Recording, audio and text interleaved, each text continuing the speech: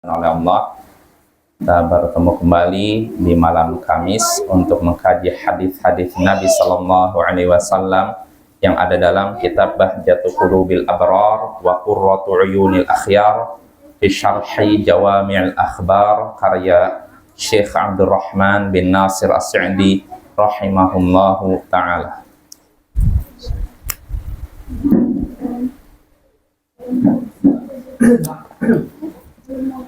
Pada pertemuan sebelumnya kita masih membahas hadis ke-7, yaitu hadis dari Abdullah bin Amr. Nabi Sallallahu Alaihi Wasallam bersabda, arba'un man kunna fi kana munafiqan khalisa. 4 sifat yang jika ada pada seseorang maka dia seorang munafik tulen. Wa man kanat fi khaslatun minhun kanat fihi khaslatun minan nifaq hatta yada'aha.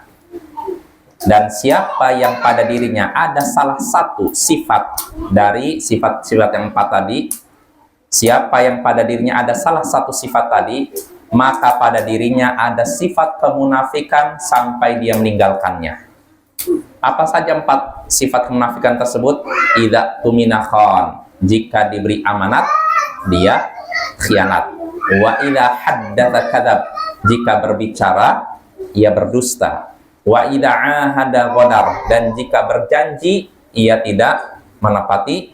Wa idza khasama fajar, dan jika berseteru dia bersikap curang. Muttafaqun alaih. Hadis ini diriwayatkan oleh Bukhari Muslim, disepakati kesahihannya. Nah, kita sudah membahas penjelasan dari Syekh Abdurrahman bin Nasir As-Sa'di di sini. Beliau menyatakan di antara contoh kemunafikan di sini kan ada munafik i'tiqadi, kemunafikan besar yang mengeluarkan dari Islam. Ada nifak amali, nifak perbuatan tidak mengeluarkan dari Islam. Nah, Allah telah menyifati, kata Syekh sini, yang nifak i'tiqadi, saya jelaskan dulu. Nifak i'tiqadi tadi itu mengeluarkan dari agama secara keseluruhan, dan pelakunya akan berada di kerak neraka lapisan paling bawah. Dan kata Syekh sini, Allah sudah menyifati atau menggambarkan orang-orang munafik dengan sifat, seluruh sifat buruk. Contohnya apa? Kufur, pertama kafir. Wa adamil iman, tidak mau beriman. Wal istihza'i biddin wa ahli, mengejek agama dan pemeluknya. Lalu keempat, sukhriyati minhum, dan mengolok-ngolok mereka. 5, wal mail bil kulliyil a'da'id din, lalu condong secara menyeluruh kepada musuh agama, yaitu orang kafir, karena mereka sama-sama memusuhi agama Islam. Nah, ini nifak i'tiqadi, nifak besar yang mengeluarkan dari Islam. Contohnya pertama, sifatnya apa? Kekafiran. Orang munafik sifat mereka yaitu kafir, pertama tidak beriman kepada Allah. Kedua, tidak mau beriman. Ketiga, mengejek agama dan pemeluknya. Nah, ini sifat orang munafik yang paling jelas, yaitu suka mengejek agama dan pemeluknya. Itu mengejek apa? Islam. Ini dari zaman dahulu sampai sekarang begitu. Kebiasaan mereka suka mengejek. Nah, kalau zaman dahulu mengejeknya sembunyi-sembunyi, ya. Kenapa? Takut pedang, takut hukuman mati. Tapi kalau zaman sekarang orang mengejek Islam terang-terangan. Ya, ada yang menyatakan Islam ini, Al-Quran ini perlu direvisi lagi. Revisiannya apa? Diperbaharui. Artinya ada ayat-ayat yang perlu direvisi katanya. Ada yang begitu. Dan orangnya jadi tokoh di sebuah ormas yang dianggap besar di Indonesia. Jadi pimpinannya. Iya, ini menyedihkan ya. Dia menyatakan Al-Quran perlu direvisi. Jadi Al-Quran hadis ini katanya tidak permanen, tidak untuk semua masa. Kalau pada masa tertentu bisa jadi ayat atau hadis tidak dipakai lagi. Nah, orang seperti ini terang-terangan mengejek Islam, tapi mengaku Islam. Berarti namanya apa? Munafik ya. Ini sama seperti orang munafik zaman dahulu. Ya, mereka mengejek Islam tapi ngakunya Islam. Ini yang lebih repot lagi. Kalau orang mengejek Islam, tapi saya menyatakan saya bukan Islam, oh itu mending, jelas. Tapi ini ngaku Islam, mengejek Islam, menyerang Islam, tapi ngaku Muslim. Ini namanya musuh dalam selimut istilahnya. Dan musuh dalam selimut lebih berbahaya daripada musuh di luar selimut istilahnya gitu loh. Orang kafir yang menampakkan kekafirannya sama orang kafir yang menyembunyikan kekafirannya dan berusaha untuk menyerang Islam, lebih berbahaya yang mana? Orang kafir yang menyembunyikan kekafirannya dan berusaha menyerang Islam dibandingkan orang yang jelas-jelas kafir berusaha menyerang Islam. Ya ini ya, karena menipu mereka ini. Wasukhriyati minhum, sifat mereka juga suka mengolok-olok pemeluk Islam. Ya, mereka ngaku Muslim tapi yang sering diolok-oloknya adalah orang-orang Muslim juga. Ya bukan berarti orang Muslim terjaga dari kesalahan. Yang namanya seorang Muslim, ya manusia biasa, kadang benar, kadang salah. Ya jangankan Muslim, ulama saja bisa benar, bisa salah. Ya tidak? Ya, atau siapapun lah, imam-imam mazhab kah, imam sahabat Nabi sekalipun, orangnya ya, bukan seluruh sahabat Nabinya, kadang jatuh ke dalam kesalahan, kadang benar. Umar bin Khattab, orang yang sudah dijamin surga, tapi dalam satu masalah kadang dia salah, kadang benar. Nah, begitu juga Abu Bakar, begitu juga sahabat Nabi yang lain ya. Nah, manusia tidak lepas dari kesalahan. Ya, ini wajar ya. Cuma yang jadi masalah, jangan sampai kesalahan 1-2 dijadikan sarana untuk menyerang agama. Nah, ini yang terjadi pada orang-orang munafik. Mereka mengejek Muslim, orang-orang Muslim untuk menyerang Islam.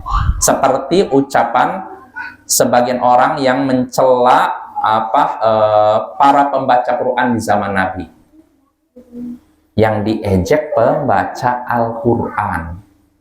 Tapi walaupun begitu, Allah memvonis mereka kafir dengan menyatakan menurunkan ayat abillahi wa ayati wa rasuli kuntum tastahzi'un. Apakah Allah, ayat-ayatnya, Rasulnya kalian perolok-olok? La ta'tadiru, jangan kalian cari-cari alasan. Qad kafartum ba'da imanikum, kalian telah kafir setelah keimanan kalian. Nah, yang diejek ketika itu para pembaca Al-Quran. Tapi Allah katakan, apakah Allah, ayat-ayatnya, dan Rasulnya kalian ejek, kalian perolok-olok? Loh kok bisa? Ya karena para pembaca Al-Quran ini adalah simbol Islam, pembawa Islam. Ketika mereka dijatuhkan, secara tidak langsung menjatuhkan Islam. Nah, ini yang jadi masalah Pak ya. Jadi ketika seorang menjatuhkan Muslim dengan tujuan untuk menjatuhkan Islam, nah ini seperti sifat orang munafik. Ya, seperti orang misalkan, ini biasanya ada orang kafir ya. Salah, orang-orang Muslim ini para pencuri. Buktinya apa? Kalau selesai sholat Jumat, sendalnya banyak yang hilang. Ini menunjukkan Muslim ini banyak yang mencuri, atau Islam agama yang melegalkan pencurian hanya gara-gara 1-2 orang Muslim mencuri. Nah, ini sifat orang munafik.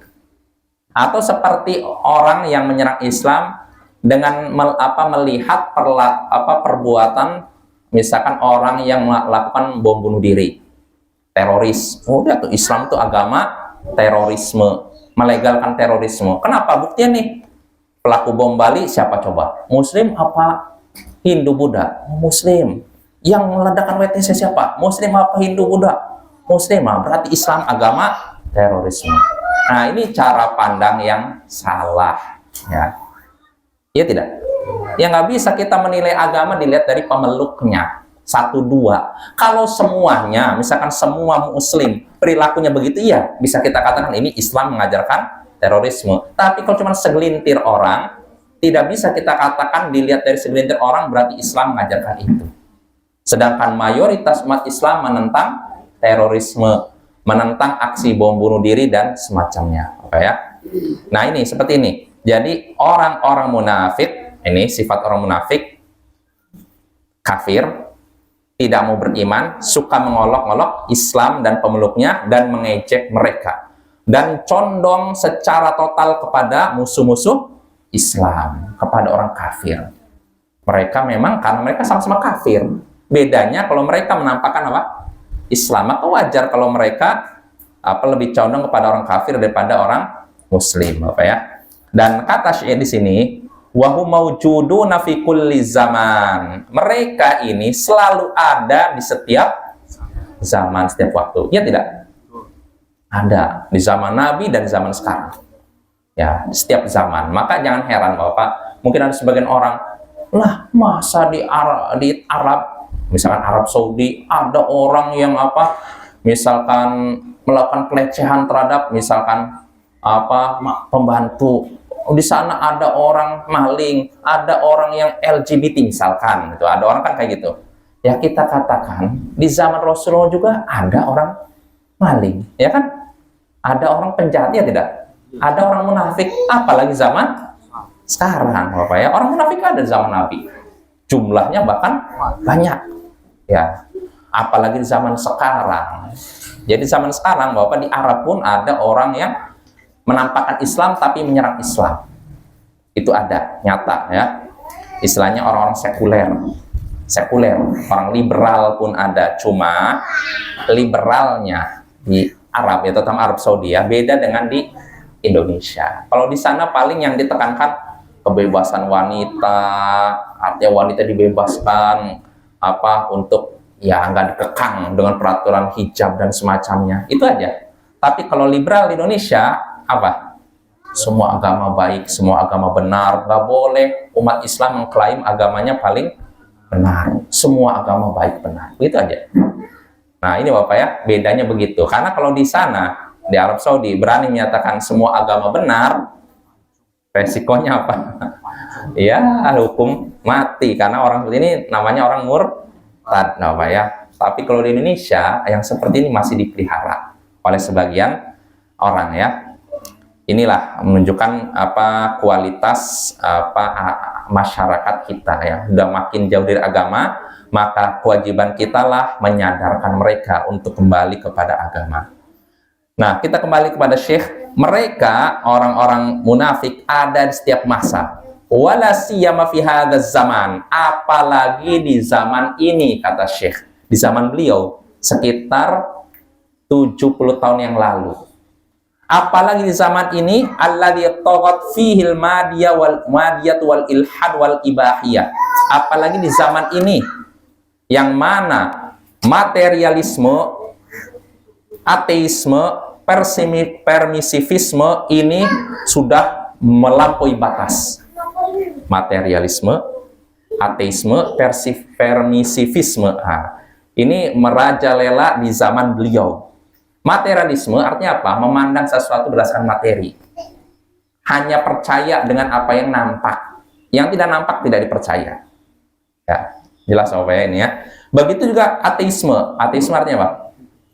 Menolak Tuhan. Ya. Begitu juga permisivisme. Serba boleh. Boleh loh orang mau berzinah, yang penting jangan di rumah tetangga. Mau di rumah orangnya terserah. Mau ngumbar aurat silahkan boleh. Yang penting jangan saling memaksa. Nah ini yang seperti ini kata Syekh zaman dulu sudah ada. Ya paling zaman sekarang. Jadi di zaman sekarang orang yang paham materialisme, ateisme, penolak Tuhan dan yang serba membolehkan ini merajalela. Nah, kalau memang demikian, maka sangat besar kemungkinan orang munafik ada. Karena mereka yang melakukan ini ngakunya muslim, Muslim. Sebagaimana pemahaman liberalisme, orang liberalisme. Itu mereka pengaku Muslim, makanya ada istilah JIL, jaringan Islam liberal. Ya Bapak, itu ada nyata. Jadi mereka ngaku Muslim. Seandainya mereka, kami punya agama sendiri, namanya agama liberal, ya kita nggak akan permasalahkan. Tapi masalahnya mereka mengaku Muslim, tapi meruntuhkan pokok-pokok dasar Islam dengan menyatakan semua agama benar, semua agama baik. Tidak boleh ada yang mengklaim paling benar. Seorang muslim nggak boleh mengklaim agamanya paling benar. Begitu juga agama Kristen, agama Hindu, semuanya benar. Surga tidak hanya milik satu umat katanya, tidak milik satu kelompok. semua surga itu luas, bisa mencakup semua orang katanya. Nah, keyakinan seperti ini sudah meruntuhkan tauhid, ya tidak? Meruntuh tauhid ya. Untuk apa Allah mengutus para rasul kalau memang semua agama benar, apa ya? Bahkan mereka juga sampai melegalkan penyimpangan seksual, LGBT, lesbian, gay, biseksual, transseksual, mereka legalkan. Bahkan demi melegalkan perilaku menyimpang tersebut, mereka sampai menghina Nabi Lut. Jadi kita tahu kan, penyimpangan kaum Nabi Lut apa? Homo kan? Masyarakatnya suka laki-laki dengan laki-laki, perempuan dengan perempuan. Ini kan menyimpang. Nah, kita udah tahu ini berita ini ada dalam Al-Quran, Injil, dan Taurat. Nah, tapi orang liberal demi melegalkan LGBT, mereka katakan Nabi Lut tuh seperti itu karena cemburu aja. Nabi Lut juga punya keyakinan seperti itu, punya penyimpangan seperti itu, tapi karena nggak kesampaian, akhirnya dia menentang kaumnya. Sampai seperti itu. Dan yang menyatakan demikian adalah mahasiswa, dosen yang berstatus dari universitas yang dianggap Islam. Nyata Bapak, ada tulisannya.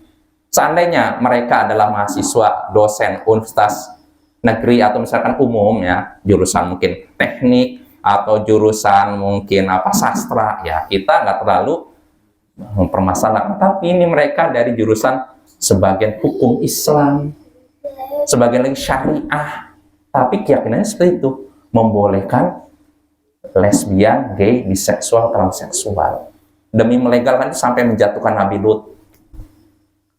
Ini udah melecehkan Nabi. Apa status melecehkan Nabi? Kafir. Tapi anehnya mereka mengaku Muslim. Mohon kami ini belajar Islam kok.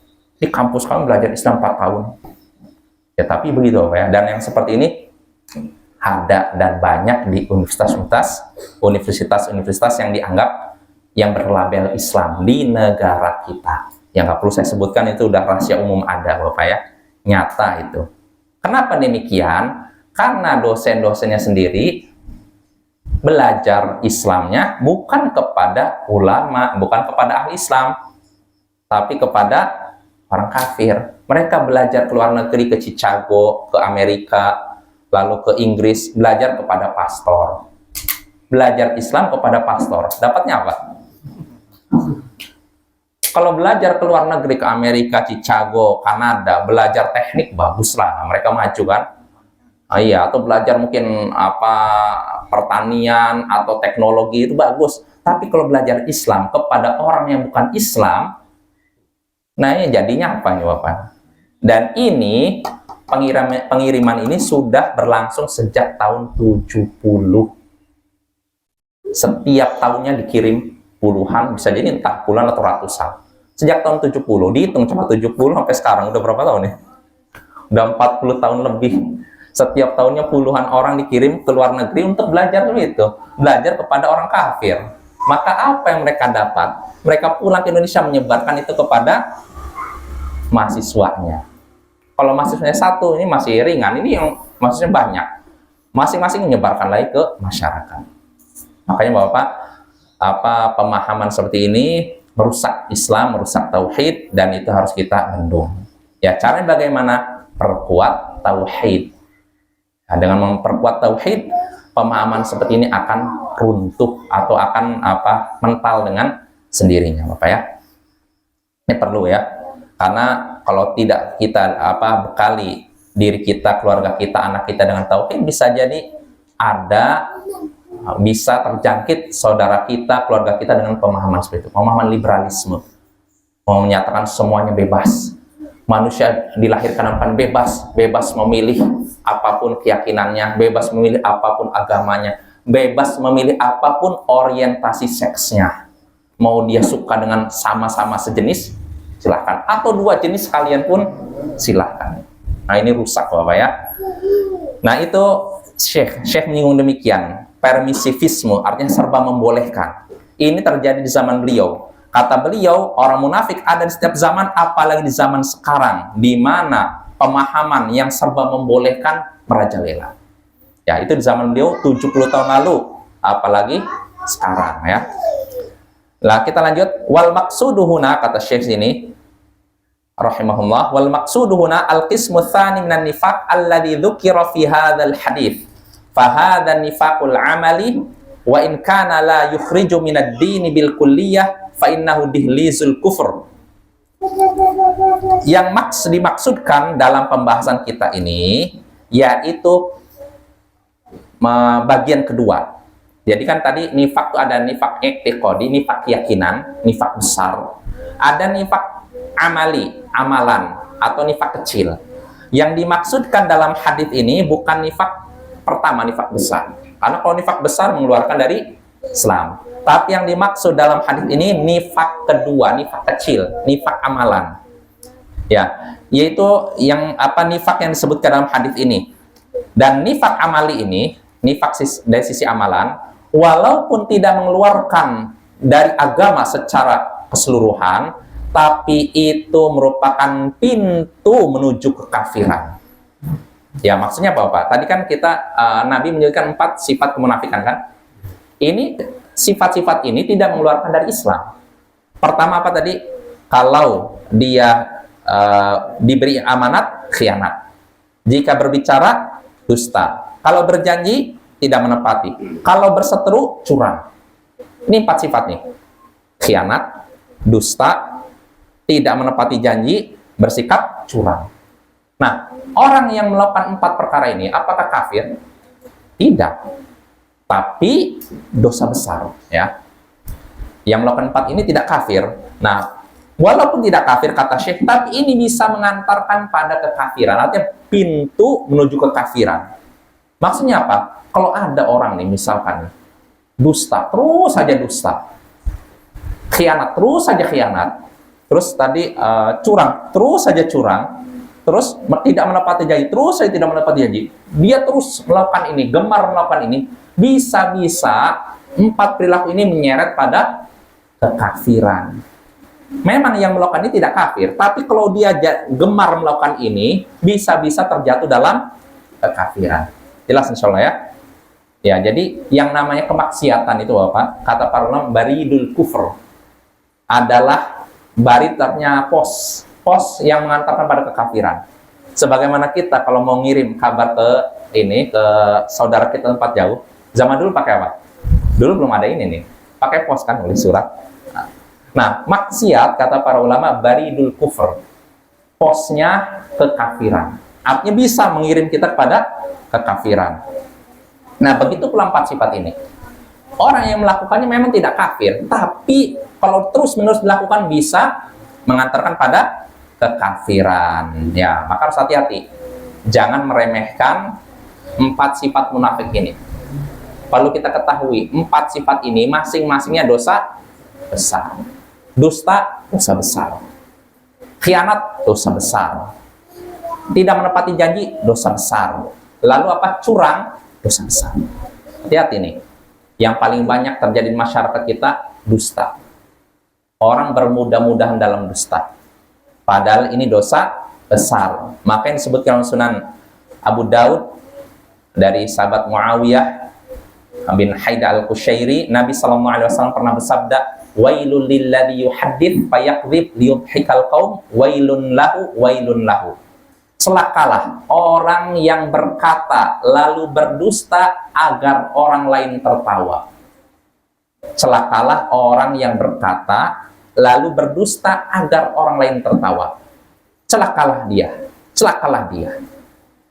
Di sini Nabi mendoakan celaka. Sebenarnya wail maknanya 2. Bisa artinya celaka, bisa artinya lembah di neraka. Artinya gini, celakalah orang yang berdusta agar orang lain tertawa. Ini makna pertama.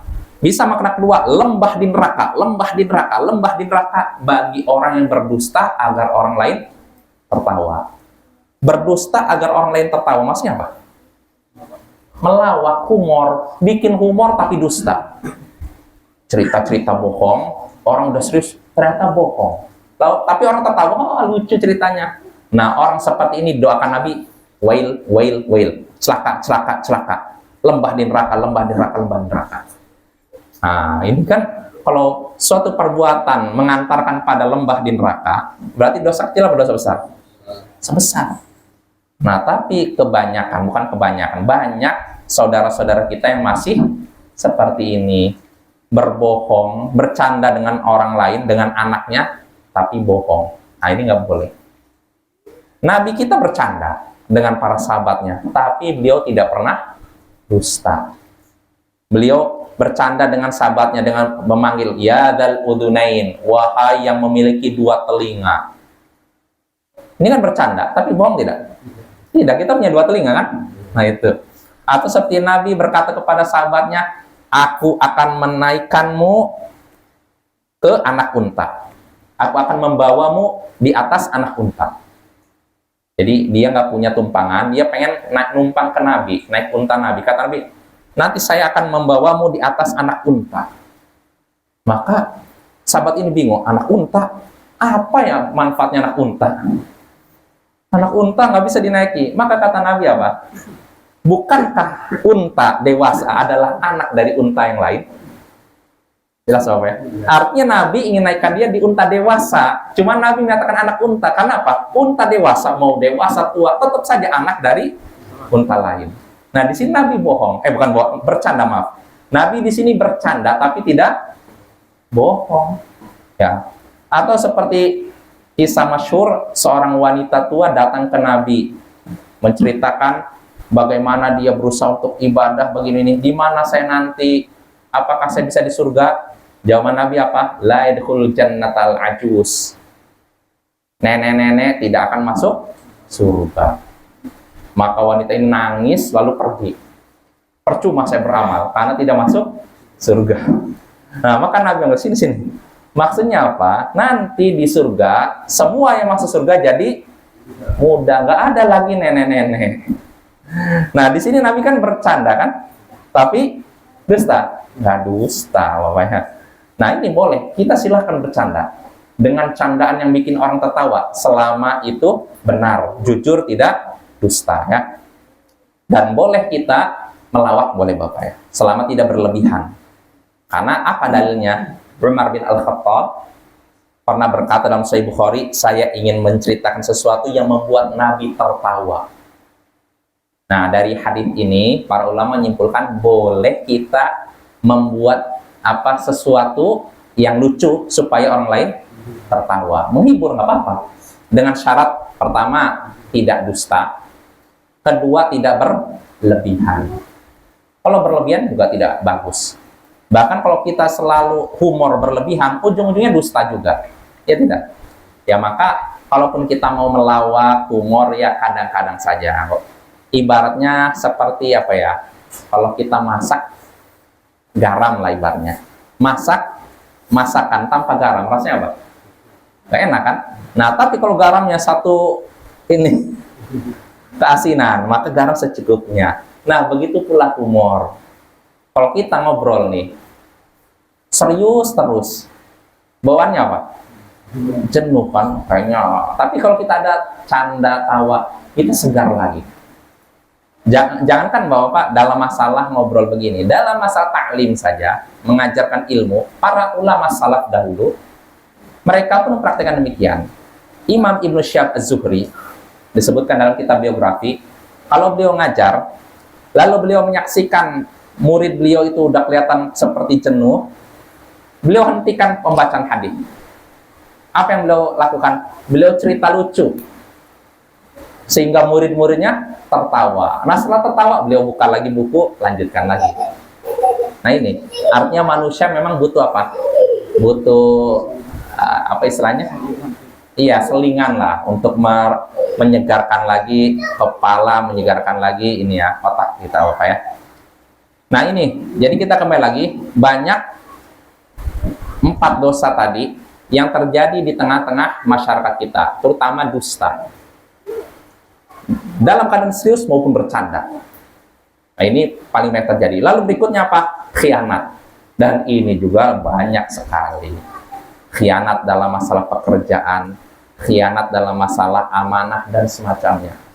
Dikasih tugas, kamu di sini, kerja dari sini dari jam 8 sampai jam 4. Jam 8 belum ada, jam 10 baru muncul. Nanti jam 4 harusnya pulang, dia jam 1 sudah pulang. Namanya apa? Khianat.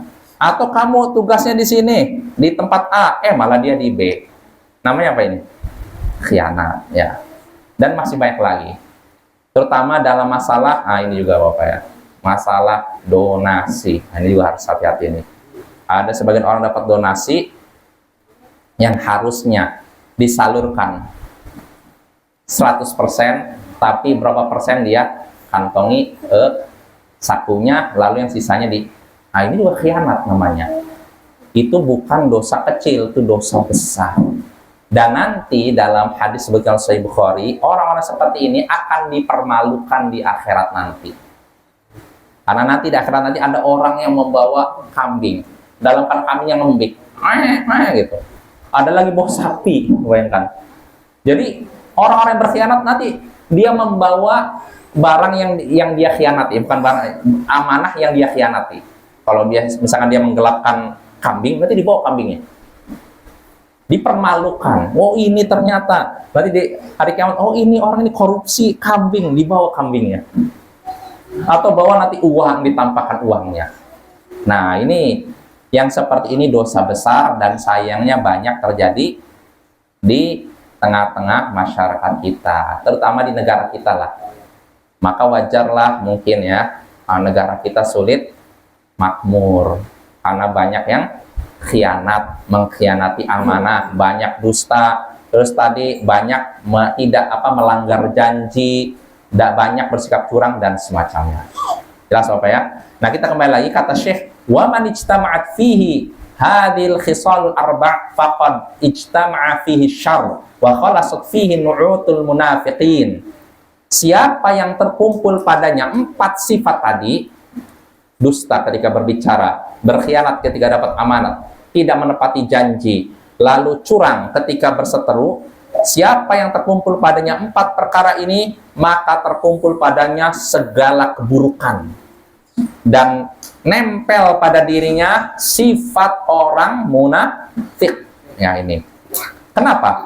Fa inna sidqa wal qiyama bil amanati wal wafa' bil uhudi wal wara'a an huquqil khalq hiya jima'ul khair. Kenapa itu sifat munafik? Karena kejujuran, menunaikan amanah, menunaikan janji, dan menjaga diri dari hak orang lain, tidak melanggar hak orang lain, ini adalah kunci segala kebaikan. Nah, wa min al-khassi awsafil mu'minin, dan itu pertama, itu kunci segala kebaikan, dan itu juga sifat mukmin yang paling khas. Jadi Bapak, sifat mukmin yang paling menonjol diantaranya jujur. Terus tadi apa? Menunaikan janji. Lalu tidak melanggar hak orang lain. Ini sifat khas seorang mukmin.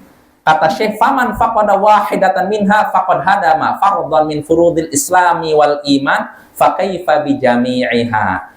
Siapa yang hilang darinya salah satu dari 4 perkara tadi apa? Jujur, lalu amanah, lalu apalagi menunaikan janji, menjaga agar tidak melanggar hak orang lain.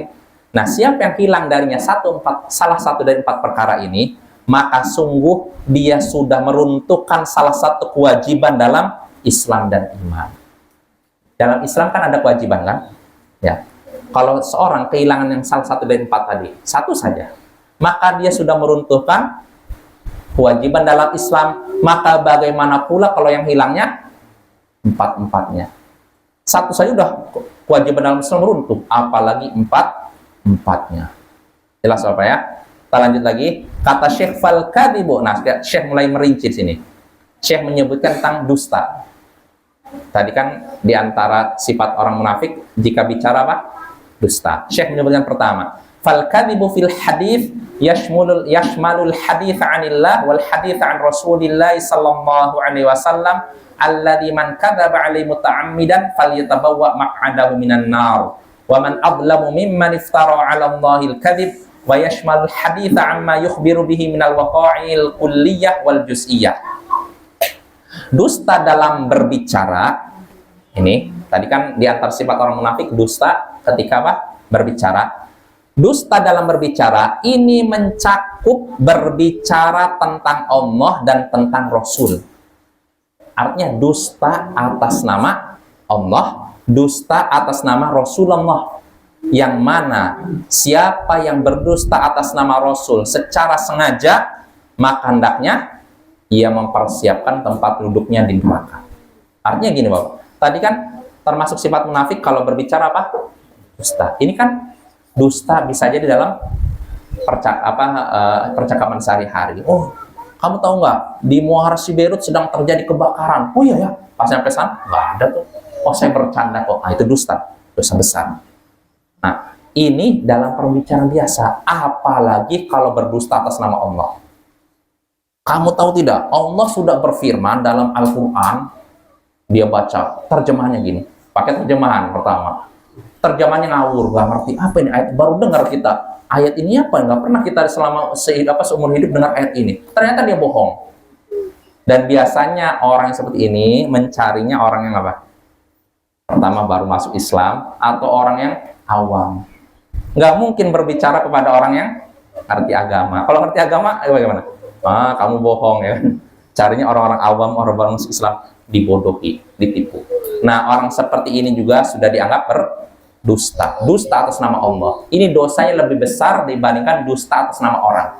Ya tidak? Misalnya gini, saya ada seorang Bapak ya, saya ngomong ini, kata Pak itu, katanya Bapak ini sudah melanggar peraturan begini. Kata Pak itu, padahal Bapak itu tidak mengatakan demikian. Ini namanya apa? Dusta. Ya tidak? Pertama saya dusta plus memfitnah orang kan? Nah, kalau seperti ini aja dusta, dosa besar, apalagi kalau saya berkata, Allah sudah melarang Anda begini, padahal Allah tidak melarang. Kita apa ya? Contohnya, saya berikan contoh. Ada sebagian orang ngawur, dia berdusta sama Rasul. Nggak boleh, kamu tidur, kakinya menghadap kiblat. Rasulullah sudah melarang. Tadi katanya hadisnya mana? Ada hadisnya. Di mana? Sahih Bukhari. Ini ngawur, nggak ada Rasulullah menyatakan demikian. Nggak boleh kita berdusta atas nama Rasul, walaupun tujuan kita baik. Ya walaupun kita bukan membahas masalah hukum tidur kaki kita ke arah kiblat, itu pembahasan lain lagi. Tapi nggak boleh seorang menyatakan itu larangan dari Rasul, pada Rasulullah tidak pernah larang. Itu cuma ucapan ulama saja. Sebagian ulama menyatakan nggak boleh katanya tidur kaki kita menghadap ke kiblat. Tapi ini cuma pendapat ulama dan tidak ada dalilnya dari hadis. Maka nggak boleh kita katakan Rasulullah melarang demikian. Kalau kita menyatakan demikian, berarti kita berdusta atas nama Nabi dan itu dosa besar. Ya, jelas apa ya? Ya, insya Allah kita lanjutkan pembahasan tentang dusta atas nama Rasul. Tadi kan dusta atas nama Allah, dusta atas nama Rasul akan kita bahas pada pertemuan berikutnya. Wassallallahu ala nabiyyina Muhammadin wa ala alihi wa sahbihi ajma'in wa akhiru da'wana alhamdulillahi rabbil alamin. Assalamualaikum warahmatullahi wabarakatuh.